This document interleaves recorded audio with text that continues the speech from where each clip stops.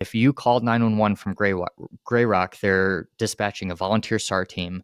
They're dispatching an ambulance, which doesn't have any special capabilities, and it's going to be probably 3 to 4 hours before they get to you. So understanding that when you go to a remote area, EMS and these things that we have come to rely on that we think are going to be really fast are going to be very slow in getting to you. So just being prepared for that, having extra layers, being a little over prepared. I mean, I over prepare when I pack things. I have a huge kit that a lot of hikers would laugh at on the trail, but I'd rather go that way than not have something. And I think layer, heat, signaling, and being able to communicate with the outside world is huge. One of the best uh, uh, pieces of technology that I've experienced in this role is the Garmin inReach. It's such an accessible piece of kit. It's still a little expensive, so I get it. It's out of some people's price range, but it's like $300.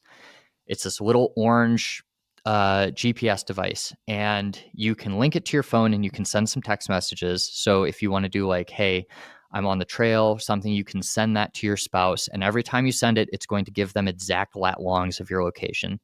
But then it also has an emergency feature where you can press that and hold it, and it will dispatch whatever local resources are there to help you. And it links you right up with your search and rescue team so they can triangulate your location. There's no guesswork. They can get a hold of you no matter where you are. And in the last 2 years, I have seen at least 5 people's lives saved from an inReach on its own. Awesome. And I think that that is a huge thing, and it makes things a lot easier. But it's still going to be hours. It's not like it's instantaneous. You do that, Mm. you get a National Guard helicopter hovering over you within 5 minutes. That's not how this works. Yeah, 'cause I mean, a lot of these services are voluntary, and like in I don't know if it's a sort of a US thing, but we have this thing like like a three name. They kind of broke down basically. I think it's pretty much the world into like 1 meter squared, and it was they gives like three names for that area, so you can say it and you can type it into the app, like completely free app, and it'll take you to that like exact location. And I say to people, it's like people think, oh, I bought a North Face top. Like all these fancy stuff. They go, but do you know how to use a kit? No. What about your walking boots? Like, I'm on trainers, they'll be fine.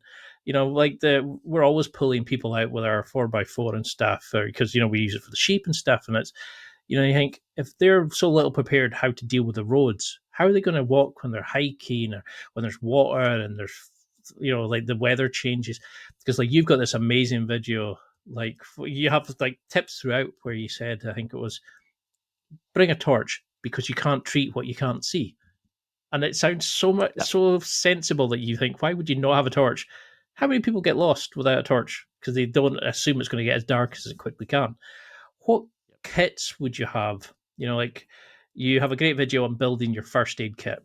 Like, what would you want people to have as a bare basic? Is it a blood packing kit? Is it like a thermal thing? Is there additional tools and equipment you would want us to have? Like, if price was a kind of a concern, like what's the bare basics somebody doing an adventure should have with them?